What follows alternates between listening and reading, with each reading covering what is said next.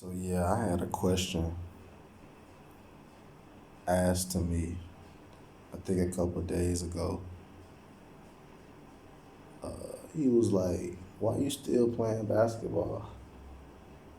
And he know my situation. Like most people that are just tuning in, like I'm an 11-year professional basketball player, out in Asia right now, and he understands my situation. It's kind of obvious, but it's a blessing in disguise.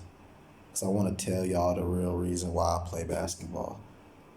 I've been in love with basketball since the age of 2. Think about that.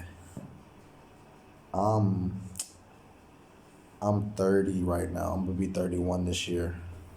And I just remember when I was 3 and I used to sit in church with my grandmother with the basketball. I used to have my little son got the basketball now, but it was like a orange, rubber basketball I could just play with because I was bad. You know how typical African American family, we go to church, it's like 2 or 3 hours. And I still remember that day at the age of like 2 or 3. I don't know the age, but I just remember I was very aware because I could zone out when I would look at the basketball. And I knew that I still had the same mind that I do today as a 2 year old because I had common sense back then too. I used to sit next to my grandmother, and she used to have a lot of lifesavers back in the day and Twizzlers. They used to come in packs of 10. And like I told you before, I had common sense. So I do my routine, ask grandma for, give me something sweet, you feel me? I wouldn't double ask it because I think that's stupid. I would watch her before, pass out the lifesavers to her friends, to other people's kids. You know what I'm saying? Like my grandmother was that type of woman.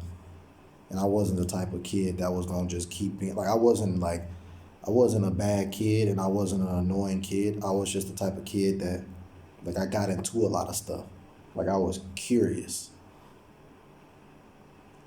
And I had a couple of points because now that I'm thinking about it, I'm just like thinking like that was the first time I met God too when I saw that basketball because it time went by so fast. And it's like I didn't hear nothing. I didn't hear none of the outside. I'm just focusing on the basketball. I remember what happened before because it was like if I threw the basketball up, it's like the outside would get mad at me. I don't know where I'm at. I'm in church, and I guess that's rude. But now that I'm 30, I realize like that's life though. Like people don't want you to do what you want to do, even if it's you not hurting nobody.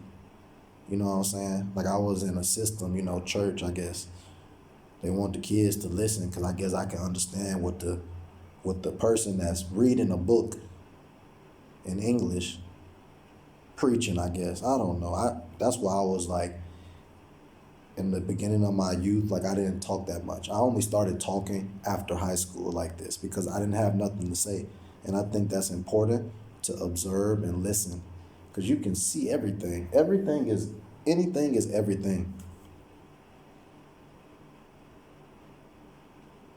Like I told you, I met God at 3 through the basketball. I've been playing basketball ever since. Like me and that ball, we have been around the world. Uh, I've forgotten about the basketball, but it's always been in my back of my mind. Like this is what I love to do. I don't care about no money. That's what I was trying to tell my friend who was like, man, you could make so much money doing this, doing that. I'm like, man, I done made so much money playing basketball that a lot of people don't know. I just started my kid's life, but I'm trying to have a lot of kids because I got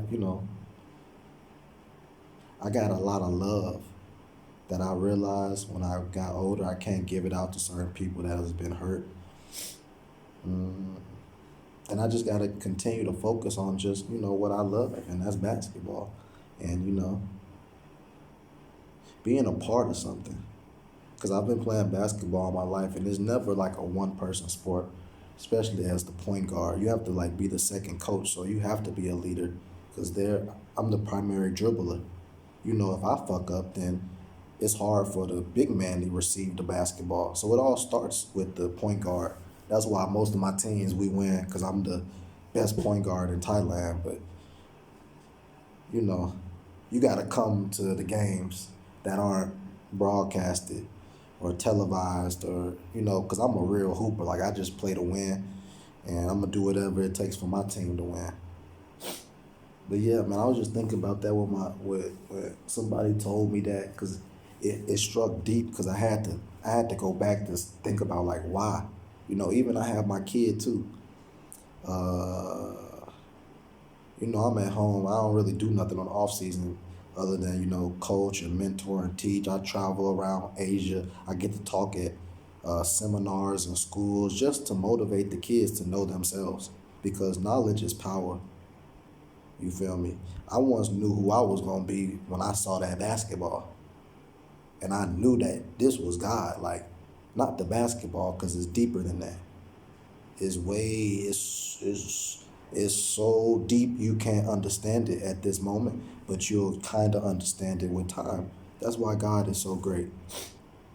But yeah, man, I play basketball because that's my life. If I stop playing, then my legs gotta be broke.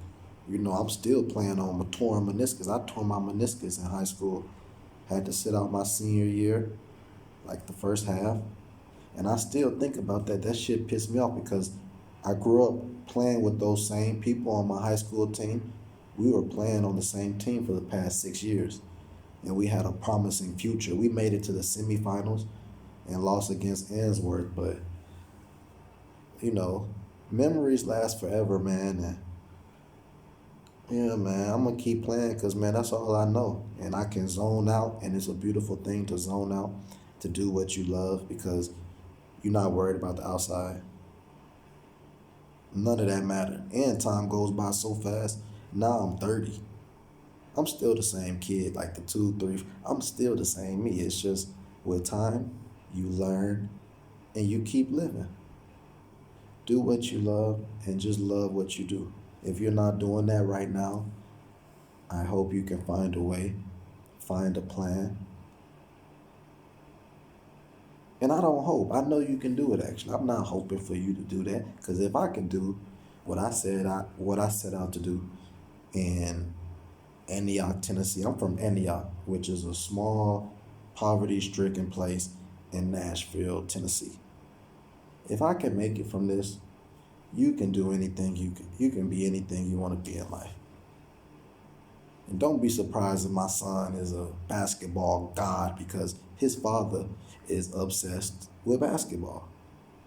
And his father's a leader. I'm thankful that I was a point guard. I'm not a big man because I have a lot of responsibility on every team that I'm on to give the energy, to give the leadership, and to give the guidance. I come from God. We all do. We God's children. Hopefully today you strive to be great. We chilling.